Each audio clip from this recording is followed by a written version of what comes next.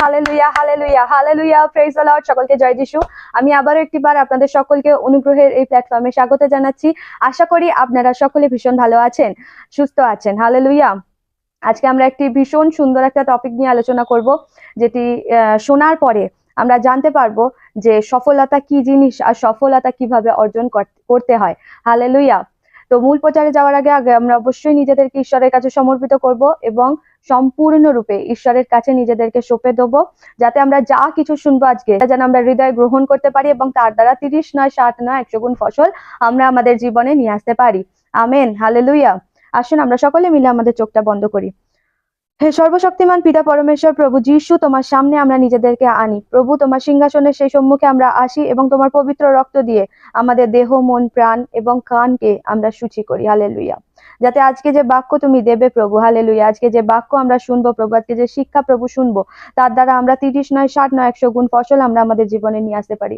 এবং যে বীজ বুনবো, সে বীজ যেন কোনো অন্ধকারের শক্তি আমাদের জীবন থেকে চুরি করতে না পারে এবং সেটা নষ্ট করতে না পারে।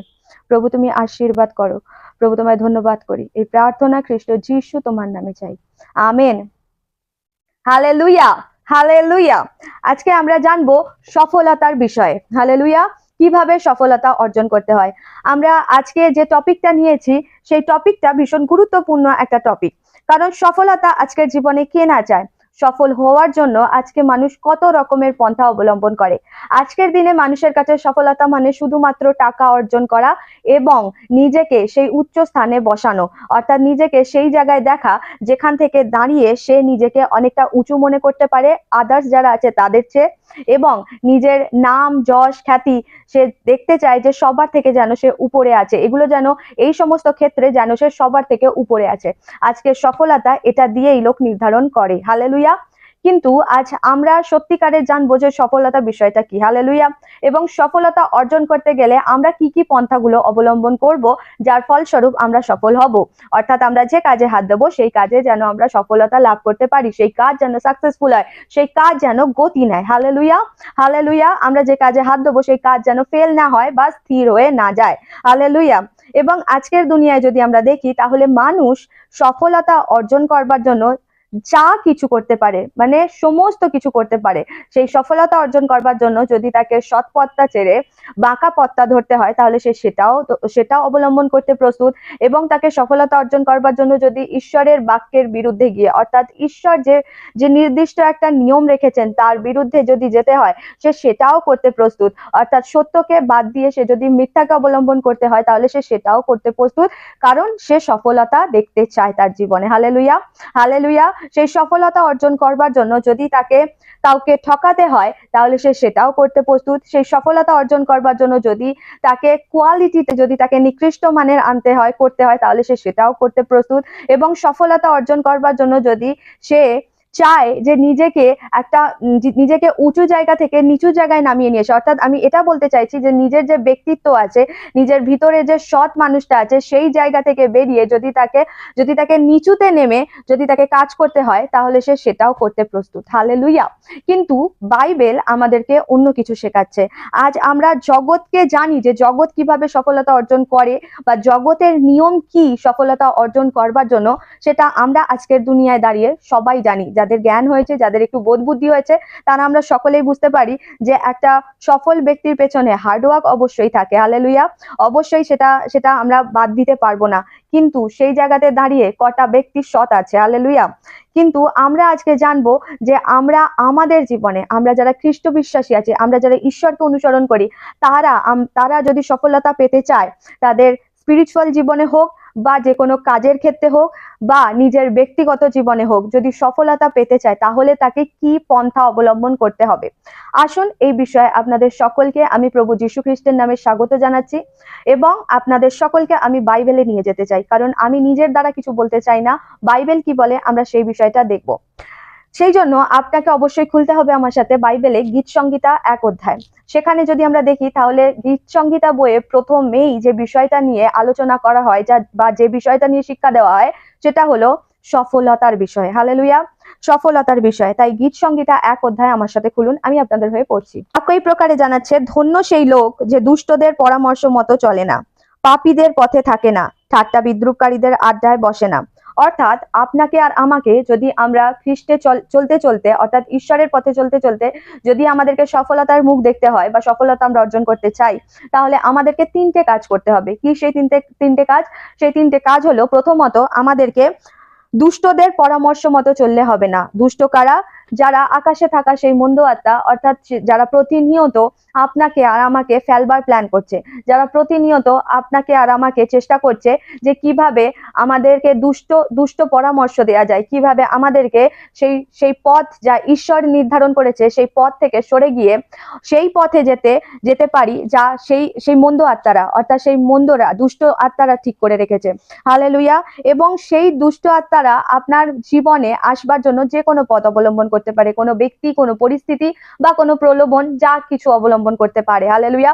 বা কোনো রকম চিন্তা ভাবনা দেখার মধ্যে দিয়ে হোক, শোনার মধ্যে দিয়ে হোক বা মনে ভাবার মধ্যে দিয়ে হোক, যে কোনো প্রকারের দুষ্ট পরিকল্পনা আপনার জীবনে, দুষ্ট পরামর্শ আপনার জীবনে তারা বীজের মতো বুনে দিতে পারে। হালেলুয়া। কিন্তু সেই দুষ্টদের পরামর্শ মতো আমাদেরকে চলতে গেলে হবে না। অর্থাৎ আমি স্পষ্টভাবে উদাহরণস্বরূপ বলতে চাই যে আপনি হয়তো কোনো একটা বিজনেস শুরু করেছেন, আপনি হয়তো কোনো একটা কাজ শুরু করেছেন, সেই কাজে যদি আপনি সফলতা অর্জন করতে চান, তাহলে সেখানে আপনাকে দুষ্ট একটা পরামর্শ এলো যে আমি সেখানে মানের কোয়ালিটি দেব আর সেটাকে হাই দামে, হাই প্রাইসে আমি বিক্রি করব। অথবা হয়তো এরকমও হতে পারে আপনাকে সেই কাজে সফলতা অর্জন করবার জন্য অনেক রকম পন্থা অবলম্বন করতে হতে পারে, যেই জায়গাতে গেলে যে জায়গাটায় আপনি পা দিলে সেটা ঈশ্বরের বিরুদ্ধাচরণ করা হবে। কিন্তু আপনার কাছে এমন দুষ্ট পরামর্শ এলো যে আপনাকে এরকম বলা হলো যে আপনি ওই জায়গায় গেলে অবশ্যই সাকসেস পাবেন, আপনার তো সফলতা প্রয়োজন, আপনার এই জায়গায় এলে সফলতা লাভ করতে পারবেন, জাস্ট আপনি সফল একবার হয়ে যান, ব্যাস দুনিয়া আপনার পায়ের তলায় চলে আসবে। কিন্তু বাক্য এই প্রকারে জানাচ্ছে যে তুমি সবকিছু পেলে আর নিজের জীবনটা হারালে, তাহলে তোমার কি লাভ হলো? সুতরাং আমরা সেই দুষ্টদের পরামর্শ মতো যেন না চলি। হালেলুয়া। সেই দুষ্টদের কথাবার্তা মতো আমরা যেন আমাদের পা না ফেলি। দ্বিতীয় পয়েন্ট, পাপীদের পথে না থাকে। অর্থাৎ ধন্য সেই লোক যে দুষ্টদের পরামর্শ মতে চলে না। দ্বিতীয় নম্বর হচ্ছে পাপীদের পথে থাকে না। অর্থাৎ পাপী কারা? আমরা সকলেই জানি এই জগতে সবাই পাপী। ঈশ্বর বাক্যে বলেছেন যে জগতে একজনও কেউ নেই যে ধার্মিক, কিন্তু যে প্রভু যীশু খ্রিস্টের উপরে বিশ্বাসের দ্বারা, তার রক্ত দ্বারা সূচীকৃত হয়েছে, তাদের সকলকে ঈশ্বরের সন্তান বলে ঈশ্বর গ্রহণ করে নিয়েছেন। তাদের কোনো বিচার আর হবে না বলে ঈশ্বর বলে দিয়েছেন, কারণ সে প্রভু যীশু খ্রিস্টের উপরে বিশ্বাস করেছে, সে ঈশ্বরের একমাত্র পুত্রের উপরে বিশ্বাস করেছে। এবং শুধু তাই নয়, সে ঈশ্বরের পুত্র যা যা বলেছেন, হালেলুয়া, প্রভু যীশু খ্রিস্ট যা যা বলেছেন সেই অনুসারে নিজের জীবনকে কাটাচ্ছেন। হালেলুয়া। পাপীদের পথে চলছেন না। অর্থাৎ পাপ সম্পর্কে বাইবেল আমাদের স্পষ্টভাবে বলেছে যে পাপ কি কি জিনিস। সেই রকম বিষয়ের ওপর, সেই রকম পথের ওপরে যে হাঁটছে না, সে তাদের সাথে হাঁটছে না যারা জগতে আছে, জগতের সমস্ত ক্রিয়াকলাপের মধ্যে আছে, তাদের পথে চলছে না, নিজে সেই ঈশ্বর যেভাবে বলছে সেই পথে হাঁটছে। হালেলুয়া। তাদের বিষয়ে বলা হয়েছে যে পাপীদের পথে থাকে না। এবং তৃতীয় নম্বর পয়েন্ট হলো, ঠাট্টা বিদ্রুপকারীদের আড্ডায় বসে না। আপনাকে আর আমাকে এমন একজন ব্যক্তি হতে হবে, যদি আমরা সফলতা দেখতে চাই, আমাদেরকে সেই ঠাট্টা বিদ্রুপকারীদের আড্ডায় বসলে চলবে না। ঠাট্টা বিদ্রুপকারীদের আড্ডা কি? আপনি এমন একটা আড্ডায় বসে আছেন যেখানে কোনো একজন ব্যক্তিকে নিয়ে, তার অনুপস্থিতিতে তাকে নিয়ে ঠাট্টা বিদ্রুপ করা হচ্ছে। একবার ভেবে দেখুন, আজ আমি আপনাকে একবার বলতে চাই, যে ব্যক্তির অনুপস্থিতিতে আপনিও সেই ঠাট্টা বিদ্রুপকারীদের আড্ডায় বসে সবার সাথে সেই ব্যক্তির নিয়ে ঠাট্টা বিদ্রুপ করছেন, সামিল হচ্ছেন, তাকে নিয়ে অনেক কুরুচিকর মন্তব্য করছেন, অনেক খারাপ মন্তব্য করছেন, আদৌ সেটা কিনা, আদৌ সেই ব্যক্তির চরিত্র সেরকম কিনা আপনার নিজের জানার অজান্তেই, যেহেতু সেই ব্যক্তিরা ঠাট্টা বিদ্রুপ করছে তাকে নিয়ে, তাই আপনিও সেটাই সামিল হয়ে তাতে ঠাট্টা বিদ্রুপ করছেন। আজ আপনি আছেন বলে সেই ব্যক্তির অনুপস্থিতিতে ঠাট্টা বিদ্রুপ হচ্ছে, কাল যখন আপনিও না থাকবেন, আপনার অনুপস্থিতিতেও সেই জায়গাতে ঠাট্টা বিদ্রুপ করা হবে আপনাকে নিয়ে। তাই কোনো ব্যক্তি কিরকম, কি চরিত্রের বা কিরকম সে টাইপের, সেটা আমরা না বিচার করি, তাকে নিয়ে আমরা না ঠাট্টা বিদ্রুপ করি, তার বিষয়ে বিচার করবার জন্য সেই সর্বশক্তিমান ঈশ্বর আছেন। হালেলুয়া। তাই তাদের উপস্থিতিতে আমরা যেন না থাকি, তাদের আড্ডায় আমরা যেন না বসি। কোন রকম ফালতু বিষয় নিয়ে আলোচনা, কোন রকম কুরুচিকর মন্তব্য নিয়ে একটা ঠাট্টা বিদ্রুপ করা, হাসি তামাশা করা। বাইবেল বলছে না যে তুমি আনন্দ করো না, তুমি মজা করো না, কিন্তু বাইবেল, আমি নেক্সট পয়েন্টে আসবো, বাইবেল কি নিয়ে আনন্দ করার কথা বলছে। হালেলুয়া। কিন্তু যে ব্যক্তি সেই সমস্ত ঠাট্টা বিদ্রুপকারীদের আড্ডায় বসে না, তারাই ধন্য। হালেলুয়া। এবং বরং সদাপ্রভুর আইন কানুনেই তার আনন্দ, আর সেটি তার দিন রাতের ধ্যান। হালেলুয়া। বাক্য এই প্রকারে জানাচ্ছে যে আমরা অবশ্যই আনন্দ করব, আমরা অবশ্যই মেডিটেট করব, আমরা অবশ্যই আনন্দে থাকব, কিন্তু কি নিয়ে? আমাদেরকে সেই সদাপ্রভুর দেওয়া আইন কানুনকে নিয়ে আনন্দে থাকতে হবে, আমাদেরকে সেই সদাপ্রভুর ধ্যান করতে হবে। হালেলুয়া। সেই স্বর্গীয় বিষয়ে আমাদেরকে চিন্তা করতে হবে, এবং ঈশ্বর যা যা বলেছেন বাইবেলে সেই সকল বিষয় নিয়ে আমাদেরকে সব সময় সেটার উপরে মনন করতে হবে। হালেলুয়া। আর সেটি যেন আমাদের দিন রাতের ধ্যানের বিষয় হয়, সেটি যেন আমাদের আনন্দের বিষয় হয়। হালেলুয়া। তাহলে সে কিরকম ব্যক্তি হবে? বাক্য এই প্রকারে জানাচ্ছে, সে যেন জলস্রোতের ধারে লাগানো গাছ, যা সময় মতো ফল দেয়। হালেলুয়া। অর্থাৎ আমরা আস্তে আস্তে সেই জায়গায় প্রবেশ করছি যেটা আমরা শুনতে চাই, বা যে বিষয়ের চাবিকাঠি আমরা পেতে চাই আমাদের জীবনে। সে যেন জলস্রোতের ধারে লাগানো গাছ, যা সময় মতো ফল দেয়, আর যার পাতা শুকিয়ে ঝরে যায় না, সে সব কাজেই সফলতা লাভ করে। তাই বাক্য এই প্রকারে জানাচ্ছে যে সেই ব্যক্তি যে সফলতা পেতে চায় বাইবেল অনুসারে, তাকে তিনটে কাজ করতে হবে। দুষ্টদের পরামর্শ মতো চললে হবে না, পাপীদের পথে থাকলে হবে না, আর ঠাট্টা বিদ্রুপকারীদের আড্ডায় বসলে হবে না। তাকে দিন রাত সদাপ্রভুর বিষয় নিয়ে মেডিটেট করতে হবে, সে যে আইন কানুন দিয়েছেন সেই বিষয়ে তাকে ধ্যান করতে হবে, সেটা নিয়েই তাকে মেতে থাকতে হবে। তবেই সে যে কাজে হাত দেবে সেই কাজে সফলতা লাভ করতে পারবে। তবেই সে এমন একজন গাছের মতো হবে যে জলস্রোতের ধারে লাগানো আছে। অর্থাৎ যে গাছ জলস্রোতের ধারে লাগানো আছে, সে প্রতি মুহূর্তে জলস্রোতের কাছ থেকে সে সেই জল পাচ্ছে। হালেলুয়া। সেই জল পাওয়ার কারণে তার পাতা শুকিয়ে যাবে না, ঝরে পড়বে না, সে নিস্তেজ হয়ে যাবে না। হালেলুয়া। হালেলুয়া। কিন্তু যে গাছ জলস্রোতের ধারে লাগানো নেই, যে গাছ জলস্রোতের থেকে অনেকটা দূরে লাগানো আছে, সেই গাছ আস্তে আস্তে রোদের তাপে শুকিয়ে যেতে পারে, তার পাতা ঝরে যেতে পারে, অর্থাৎ সেই গাছ মরে যেতে পারে, সেই গাছে কোনো ফল নাও আসতে পারে। কিন্তু যে ব্যক্তি দিন রাত ঈশ্বরের বাক্য নিয়ে ধ্যান করবে, তার মধ্যে ডুবে থাকবে, তাতেই জীবনের আনন্দকে খুঁজে পাবে, সেই ব্যক্তি জলস্রোতের ধারে লাগানো গাছের মতো হবে, এবং সে যে কাজেই হাত দেবে সেই কাজেই সে সফলতা লাভ করতে পারবে। আমেন। হালেলুয়া। পরবর্তীতে যদি আপনারা দেখেন তাহলে দেখতে পাবেন যে দুষ্টদের বিষয় নিয়ে কি বলছে। কিন্তু দুষ্টেরা সেরকম নয়, তারা যেন বাতাসে উড়ে যাওয়া তুষ। এই জন্য বিচারের দিনে দুষ্টেরা টিকবে না, পাপীরা ঈশ্বর ভক্তদের দলে টিকে থাকতে পারবে না, কারণ ঈশ্বর ভক্তদের চলার পথের উপরে সদাপ্রভুর খেয়াল আছে, কিন্তু দুষ্ট লোকদের চলার পথে রয়েছে ধ্বংস। তাহলে আজ ঈশ্বরের বাক্য আপনাকে জানাতে চাইছে যে আপনি কোন পথকে অবলম্বন করবেন, যেটা শর্ট টাইমে পাওয়া যায় নাকি যেটা লং টাইমে পাওয়া যায়। হালেলুয়া। শর্ট টাইমে সফলতা লাভ করার জন্য আজ দুনিয়া পাগল। হালেলুয়া।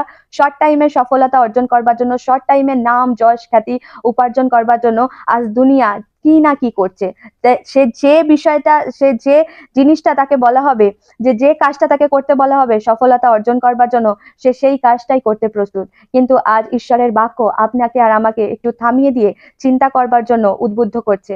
আজ ঈশ্বরের বাক্য আজ আপনাকে আর আমাকে এই জগতের মধ্যে এই চারিদিকের যে চিৎকার চেঁচামেচি, সফলতা সফলতা সফলতা সফলতা, সাকসেস সাকসেস সাকসেস, এই যে চারিদিকে যে চিৎকারটা রয়েছে, এই যে চারিদিকে যে জোরালো একটা শব্দ রয়েছে যে তোমাকে সফল হতে হবে, তোমাকে সফল হতে হবে, এই চিৎকারের মাঝখানে দাঁড়িয়ে ঈশ্বরের বাক্য আজ আপনাকে আর আমাকে একটু স্থির হয়ে ভাববার জন্য, চিন্তা করবার জন্য প্রাণিত করছে। হালেলুয়া।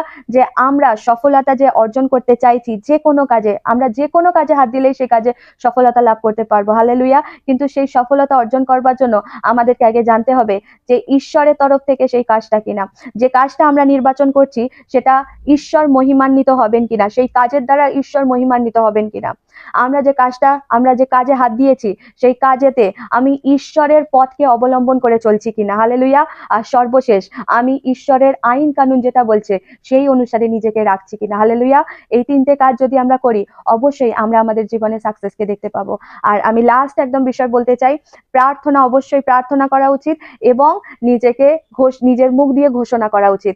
কারণ বাইবেলে হিতোপদেশ 18 তার 21 নম্বর পদে বলছে যে মানুষের মুখেই জীবন আছে আর মানুষের মুখেই মৃত্যু আছে। তাই আপনি যদি সফলতা অর্জন করতে চান, আপনি নিজে প্রতিদিন নিজের মুখ দিয়ে ঘোষণা করুন, কারণ জীবন আপনার মুখ দিয়েই বেরোবে। Hallelujah, hallelujah. তাই আজ নির্বাচন আপনার কাছে, আপনি কি অনুসরণ করবেন? সফলতা অর্জন করবার জন্য জগৎ যেটা বলছে, যেভাবে চলছে সেই পথ, নাকি ঈশ্বরের বাক্য যেভাবে বলছে সেই পথ? হালেলুয়া। আজ এই বাক্যের দ্বারা ঈশ্বর আপনাদের সকলকে আশীর্বাদ করুন। দেখা হবে পরবর্তী একটা সম্মানের সাথে। ততক্ষণ ভালো থাকবেন, সুস্থ থাকবেন। জয় যিশু সকলকে।